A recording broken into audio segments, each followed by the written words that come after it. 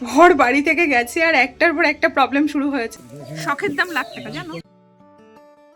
আজকে আমি একটু সকাল সকাল ঘুম থেকে উঠেছি। আজকে ঘুম ভেঙেছে 6:30টায়, এখন বাজে 7:30। ঘর থেকে এখনো বেরোয়নি, তবে এখন বেরোবো।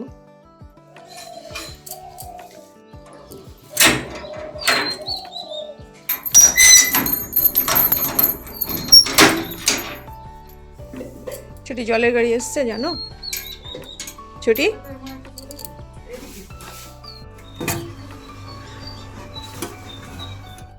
জলের দুটো ড্রামই ফাঁকা হয়ে গেছে, ঘরটা ঝাড় দিয়ে তারপর জলের ড্রামগুলো রাখতে যাব।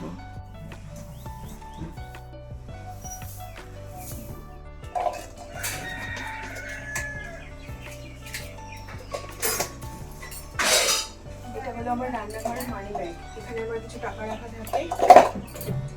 এবার যাবো জলের ড্রাম দুটো রাখতে। জলের গাড়ি এখনো আসেনি, বর ফোন করে বললো ওর কাছে নাম্বার আছে, তো এই দুটোই রেখে আসি, দুটোই ফাঁকা হয়ে গেছে। জলের ড্রাম দুটো একদম বাড়ির সামনেই রাখলাম, আর টাকাটা এর মধ্যে রেখে দিলাম।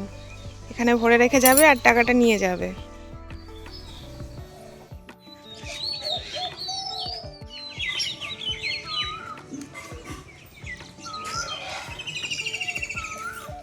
কালকে আমি ওর এই জুতোগুলো ধুয়ে এখানে রোদে দিয়ে গেছিলাম, কালকে তো শুকায়নি। আর ছাদে আসতে আমার একটু অন্ধকার হয়ে গেছিলো, কাল রাতে আবার বৃষ্টি হয়েছে, তো তার জন্যে জুতোগুলো আবার নোংরা হয়ে গেছে। ভাবছি আজকে আবার একটু জল ধোয়া করে তারপর দিয়ে যাব। ওদিকে মনে হচ্ছে জলের গাড়ি চলে এসেছে, তো ওখানে দিয়ে যাবে, বাকিটা আমাকে নিয়ে আসতে হবে। যাক, ভাইটা ড্রামটা ধুয়ে তারপর জলটা ভরছে, এটা দেখে বেশ ভালোই লাগলো। অপর্ণাও মনে হচ্ছে জল নেবে। তো চলো আমি নিচে যাই, জুতোগুলোকে ধুতে হবে, আবার জলের ড্রামগুলো জায়গা মতো এনে রাখতেও হবে, অনেক কাজ। হ্যাঁ বাবা। হ্যাঁ কৌশিকীর মা, ঠিক আছে। জুতোগুলো এখানে থাক, আগে জলটা নিয়ে আসি।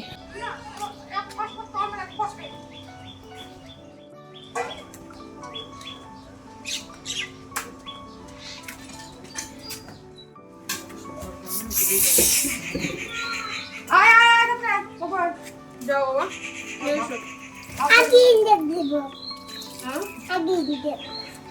খেয়ে এসো আগে, মা মারবে কিন্তু তাহলে। আমি ইন্দ্রকে ভয় পাই। বাপরে, এত কষ্ট করে জল খাওয়া যায়? আপা, এর থেকে কলের জল খাওয়া ভালো।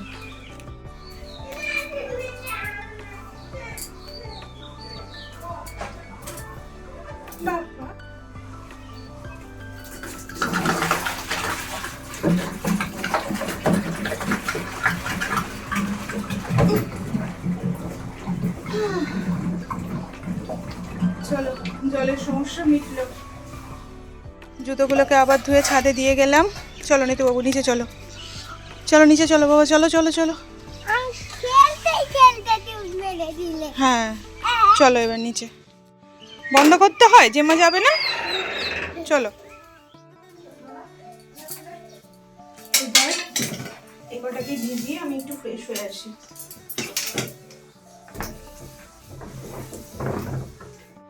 গুড মর্নিং, সবাইকে জানাই আমার অনেক ভালোবাসা, সেই সঙ্গে বড়দের আমার প্রণাম। আশা করি তোমরা সবাই ভালো আছো, আর যে যেখানে আছো ঈশ্বরের কৃপায় সুস্থ আছো। আজকে হলো 17 তারিখ, রবিবার। সকাল এখন বাজে 9:30 মতো। ফ্রেশ হয়ে গেছি, স্নান করিনি, শুধু গা ধুয়ে নিয়েছি, কারণ কিছু জামাকাপড় ভিজিয়ে রেখে এসেছি। এখন একটু ব্রেকফাস্টের জোগাড় করব। আজকে ভাবছি অনেক দিন চিলা খাইনি, আজ একটু চিলা বানাবো। তো তার জন্য আমি এখানে গাজর, ক্যাপসিকাম, টমেটো, লঙ্কা, পেঁয়াজ সমস্ত কিছু খোসা ছাড়িয়ে ধুয়ে নিয়েছি। এবার এগুলোকে একটু ছোটো ছোটো করে চপারে কেটে নিই। অনেক দিন এই ধরনের ব্রেকফাস্ট বানাইনি, আজ একটু বানিয়ে খাই। আমার বর তো এই ধরনের ব্রেকফাস্ট খুব একটা পছন্দ করতো না, তো সেই জন্যে ও থাকাকালীন বানানোও হয়নি তেমন, তো আজকে খাবো।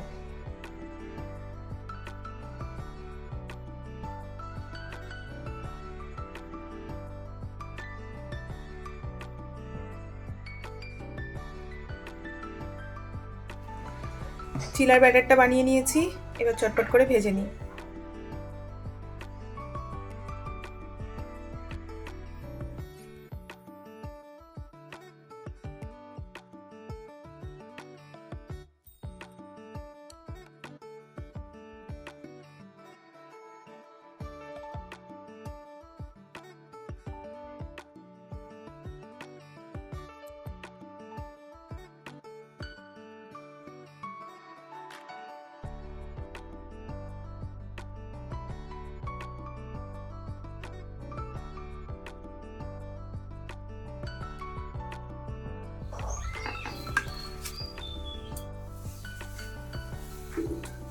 এদিকে এটা আস্তে আস্তে ভাজা হোক, ততক্ষণে আমি এটা একটু খাই।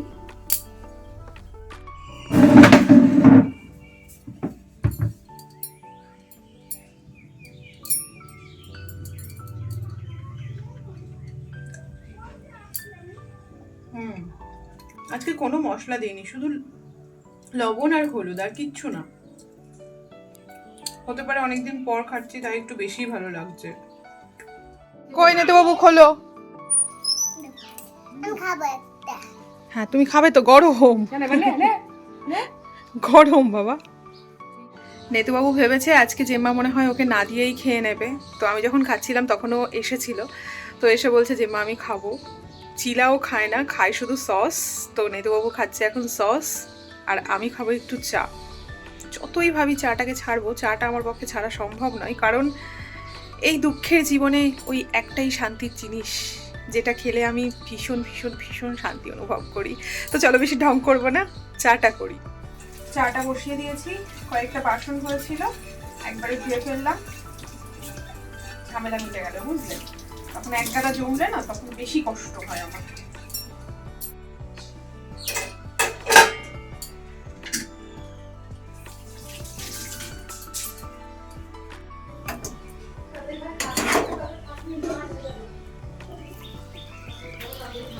এই আমার চাটা হয়ে গেছে,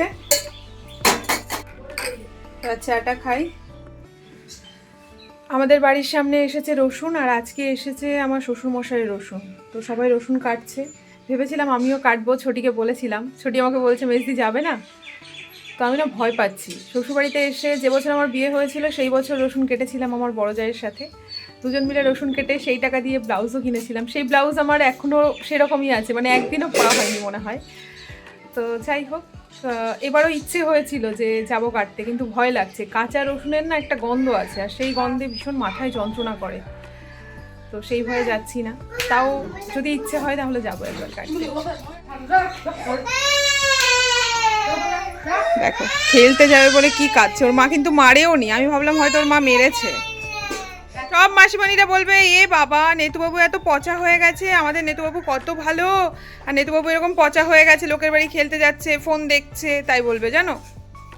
তোমার রান্নাবাটি আছে না, তুমি একটু রান্নাবাটি করো, আমাকে একটু রান্না করে দেখাও বাবা। দেখো মাসিমানিরা বললো পচা, ওই দেখো ফোন দেখতে মানা করেছি না, ওই জন্য চিৎকার করছি। রান্নাবাটি করো, কত জিনিস তোমার।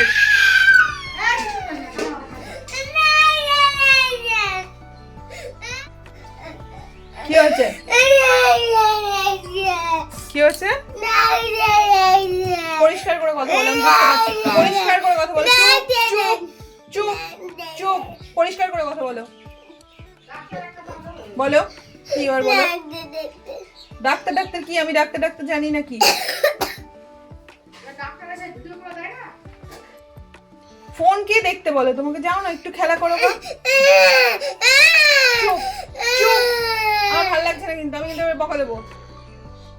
কার্টুন দেখো, ওসব ডাক্তার ডাক্তার দেখতে হবে না। দেখো এখন ফোন দেখছে, এখন চুপচাপ।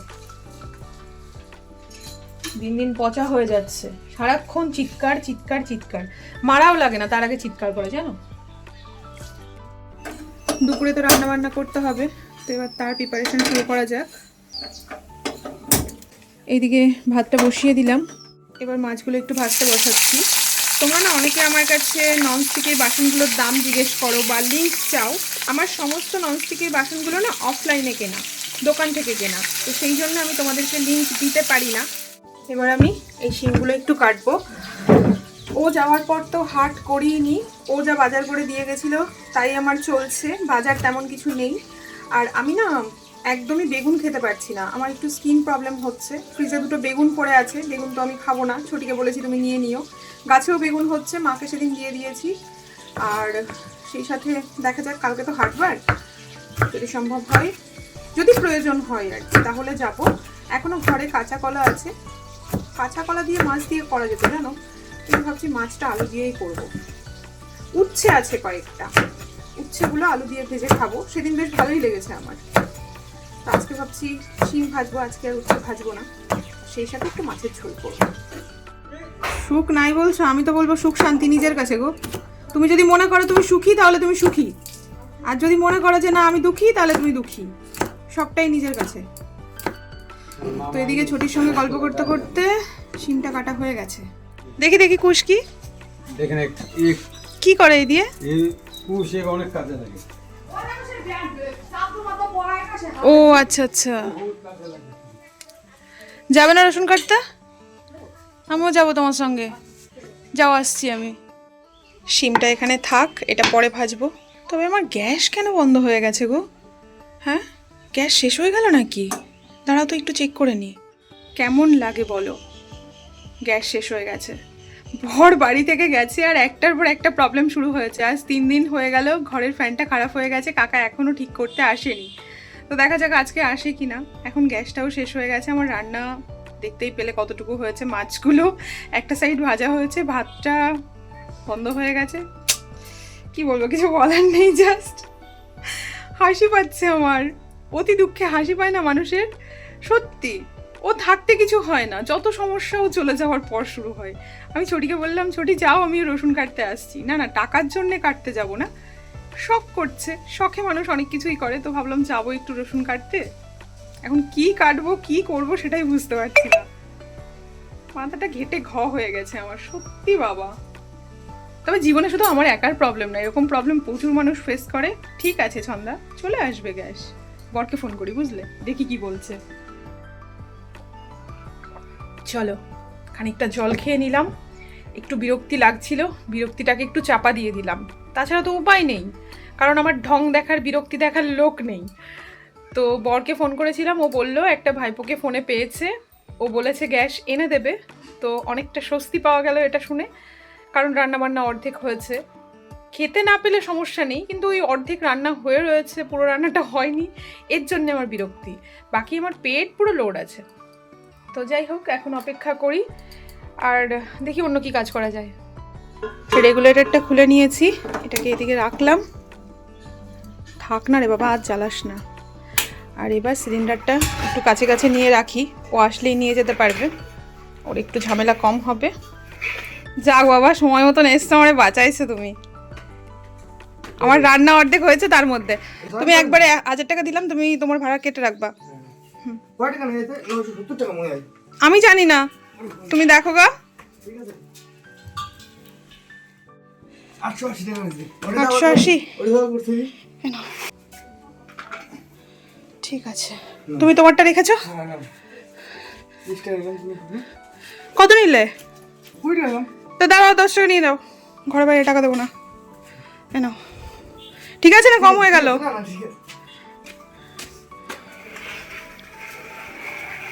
চলো, গ্যাস তো পাওয়া গেল।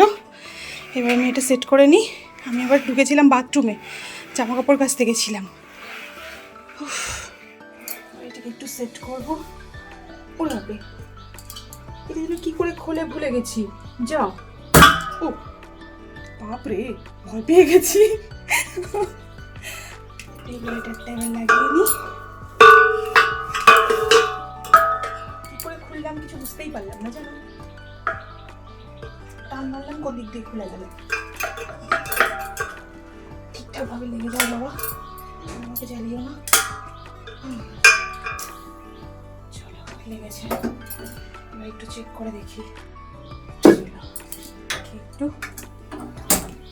একটু জ্বলে গেছে। জীবনে সমস্যা সবার আছে, কিন্তু কি বলতো, কেউ না কেউ অন্তত থাকে সাহায্য করার জন্য। কিন্তু আমার কপালটা এমনই, আমাকে সাহায্য করার মতন কেউ নেই। কেউ বাপের বাড়ির দিক থেকে সাহায্য পায়, কেউ শ্বশুর বাড়ির দিক থেকে সাহায্য পায়, আবার কেউ দুদিক থেকেই সাহায্য পায়, আবার কেউ কোনো দিক থেকেই সাহায্য পায় না। তো শেষেরটা হলাম আমি অবশ্য খুব একটা কারোর কাছে এখন আর আশাও করি না, কিন্তু কখনো কখনো কিছু কিছু জিনিস দেখে খারাপ লাগে। এই যেমন ধরো, শ্বশুরবাড়িতে দেখি আমরা 3টে বৌমা, তো প্রত্যেক হাটে আমার শ্বশুর মশাই, মানে আমার বয়স্ক শ্বশুর মশাই, বড় বৌমার বাজার করে এনে দিচ্ছে, বড় বৌমার ঘানি ভাঙিয়ে এনে দিচ্ছে। তো দেখে কখনো কখনো একটু খারাপ লাগে। কিন্তু তোমরা বলবে দিদি তুমি কেন বলো না, আমি বলতে পারবো না। ওই বয়স্ক শ্বশুরমশাইকে দিয়ে কাজ করিয়ে খাওয়ার মেন্টালিটি আমার নেই। তো যাই হোক, সবাই সব কিছু পারেও না, আর আমি একদিন করালে না সেটা আমাকে সারা জীবন শোনাবে। আর আমি কারোর কথা শুনতে নারাজ। যতক্ষণ আমার শরীরে শক্তি আছে, আমার মনের জোর আছে, ততক্ষণ আমি আমার নিজের কাজ নিজেই করব। আর এত বছর ধরে করে করে না খানিকটা অভ্যস্ত হয়ে গেছি। তো আমি জামা কাপড়গুলো কাচছিলাম, কাচা হয়ে গেছে, ধোয়া হয়নি। মাছগুলো ভাজা হোক, ততক্ষণ আমি ধুয়ে আসি, বুঝলে। জামা কাপড়গুলো কেচে নিয়ে চলে এসেছি ছাদে, এবার চটপট করে মেলে দিই। রসুন কাটা দেখতে গেছিল নাকি? রসুন সব কাটা হয়ে গেল নাকি? ওই দেখো সবাই রসুন কাটছে। আমি ভাবলাম যাব, গ্যাস শেষ হয়ে গেছিল, এই গ্যাস আসলো, ভাবলাম রান্না বান্না তাড়াতাড়ি করে নি তারপর যাব। কাটাকাটি ওই আর কি আনন্দ। না না, এক ধামা কাটবো, এক বাটি রসুন দিতে হবে, তাহলে আমি কাটবো। টাকা পয়সা চাই না। হ্যাঁ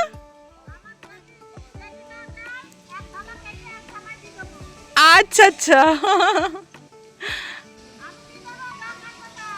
আচ্ছা। জামা কাপড়গুলো একটু মেলে দিয়েছি। এই ভারী ভারী জিনিস কাচতে কি যে কষ্ট হয়। আর এদিকে কালকেরে কিছু মেলে দিয়ে গেছিলাম, এগুলো শুকিয়ে গেছে, একবারে নিয়েই যাই বুঝলে, নালে এগুলো রোদে একদম খারাপ হয়ে যাবে। ছাদ থেকে নিচে এসে আলু কেটে মশলা বেটে একদম মাছের ঝোল বসিয়ে দিয়েছি। মাছের ঝোলটা ফুটতেও শুরু করেছে। আর এবার ফ্রিজে যে 3 পিস অবশিষ্ট মাছ ছিল সেটাও দিয়ে দিলাম। আজকে যে কি শুরু হয়েছে আমি জানি না। আজকে সকালে যখন ঘুম থেকে উঠেছিলাম, একদম সময় মতন ঘুম থেকে উঠেছি, আমি ভেবেছি আজকে সারা দিনটা আমার খুব ভালো যাবে, সময় মতন সব কাজ হবে। কিন্তু আমরা যেটা পরিকল্পনা করি সেরকম কিছু হয় না, হয় অন্য কিছু, যেটা হওয়ার সেটাই হয়। তো সকাল থেকে খিচিবিচির তো শেষ নেই। তো মিক্সিতে মশলা করার সময় না চারিপাশে জল ছিটিয়ে যাতা অবস্থা হয়েছিল, সেটা তোমাদের দেখাইনি, আমি এতক্ষণ ধরে পরিষ্কার করলাম। তারপর সিঙ্কে কিছু বাসন জমেছিল, তো সেই বাসনগুলোকে ধুচ্ছিলাম। তো হঠাৎ করেই না দেখছি মিক্সির জারের এটা খুলে গেছে। তো যাই হোক, আমি তো ভাবলাম হয়তো খারাপই হয়ে গেছে, অনেকক্ষণ ধরে চেষ্টা করছিলাম লাগানোর, লাগছিল না। কিন্তু পরে দেখলাম আমরা সাধারণত কোনো নাট প্যাচ দিলে না এইরকম করে দিই। যারা আমার মতন যদি কেউ থাকো গণ্ডমূর্খ, তো তার জন্যে বললাম যে এটা খুলে গেলে পরে সোজা প্যাচ দেবে না, উল্টো প্যাচ দিয়ে লাগাবে, তবেই এটা লাগবে। আমি অনেকক্ষণ থেকে চেষ্টা করছিলাম, জানো, লাগছিল না। তো আমি তো ভাবলাম এটা বহরমপুর না নিলে আর ঠিক হবে না। তো যাই হোক, ঠিক হয়ে গেছে, আশা করছি কাজ করা যাবে। তো যখন আমি মিক্সিতে ঘোরাচ্ছিলাম তখনই না কেমন শব্দ হচ্ছিল, মশলাটা ঠিকঠাক হতে চাইছিল না। যাকে তেমন কোনো বিপদ ঘটেনি, এটা একটা বড় ব্যাপার, কারণ ব্লেডটাই খুলে গেছিল। তো চলো, মাছের ঝোল হয়ে গেছে, চটপট করে নামিয়ে নিই। কড়াইটা ধুয়ে শিমটা ভাজতে বসিয়ে দিয়েছি, শিমটাকে একটু ঢেকে দিলাম। আর এদিকে আমি 3টে মৌসম্বি কেটে নিয়েছি, এখন এই মৌসম্বি 3টে বসে খাবো আগে। দুপুরে রান্নাবান্না হয়ে গেছে, বাকি কাজকর্ম এসে করব। সবাই যেখানে রসুন কাটছে, চলো ওখান থেকে একটু ঘুরে আসি। সেই সাথে আমি আমার হেসোটাও নিয়ে যাব। সমস্ত সরঞ্জাম গুছিয়ে নিয়েছি, আর এখন চলো যাই, কাটবো সমান সমান। যাক, সবার সঙ্গে একটু মজা করা হবে। কার সাথে বসবো? ও দিদি, কাকে কেটে দেবো গো বলো? কেটে নিয়ে নিতে বললো, তাই যে কটা কাটবো সে কটা আমার? বাপরে, বিরাট ব্যাপার তো। এ দেখো, এনারা দুজন কাটতে বসে গেছে।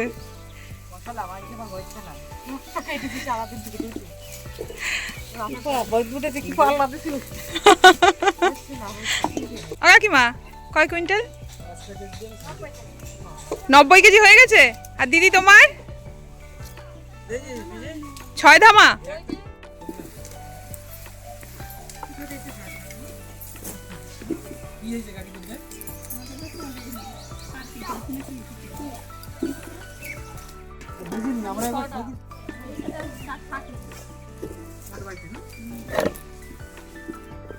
দাড়ি কেমন ফেলতেছে দিদি? অল্প?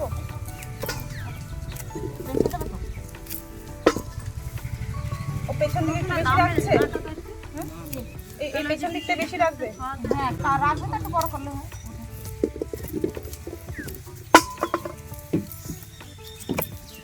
আগেগুলো সব বিক্রি করে দিচ্ছি।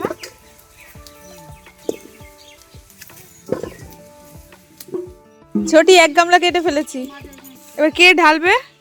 ঢেলে দাও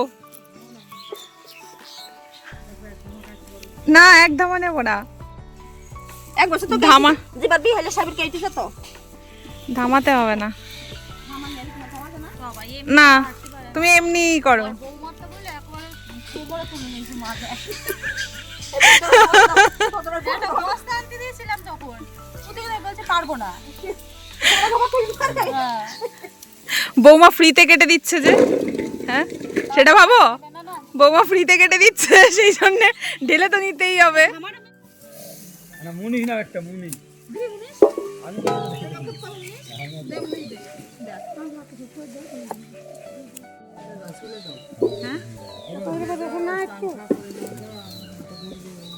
মাথা তো ধরবেই আজকে, কাঁচা রসুনের গন্ধ।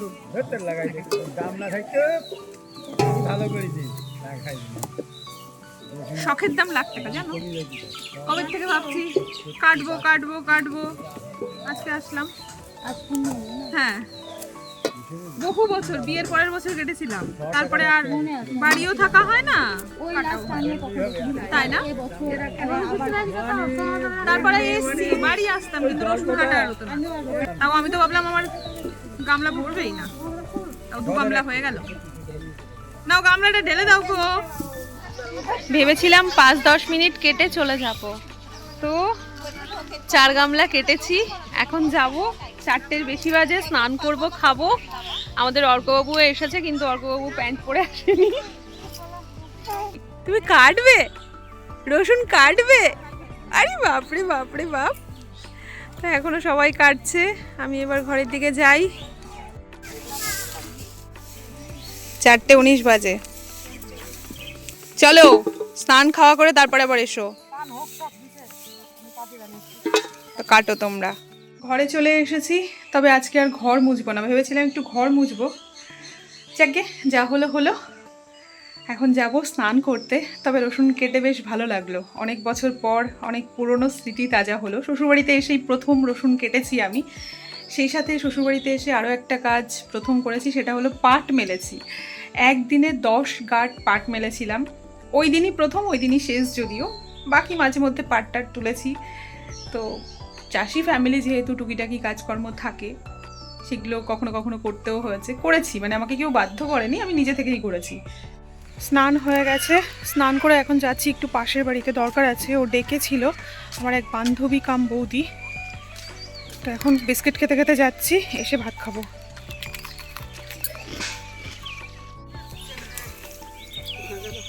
ওই যে দেখলে ফেলে দিল, কাকিমা একা, আর কেউ আসেনি? 4টে টাইম দিয়েছিল, কেউ এখনো আসেনি। 5টা বাজতে চললো, চন্দ্রা বললো খেয়ে আয়, তো আমি যাই কটা ভাত খেয়ে আসি। খাবারটা বেড়ে নিয়েছি, আজকে দুপুরের খাবার যে কটায় খাচ্ছি সেটা আর তোমাদের বললাম না। তো এই হলো মাছের ঝোল। খাওয়া দাওয়া সেরে আমি তো একটু পাশের বাড়িতে গেছিলাম, আর পাশের বাড়ি থেকে আসা মাত্র ছোটি ডেকে আমাকে এই পিঠেগুলো দিল। ছোটি আজকে গোকুল পিঠে বানাচ্ছে, তাপস খেতে চেয়েছিল, ওর এখনও ভাজা হয়নি, ও এখনও ভাজছে।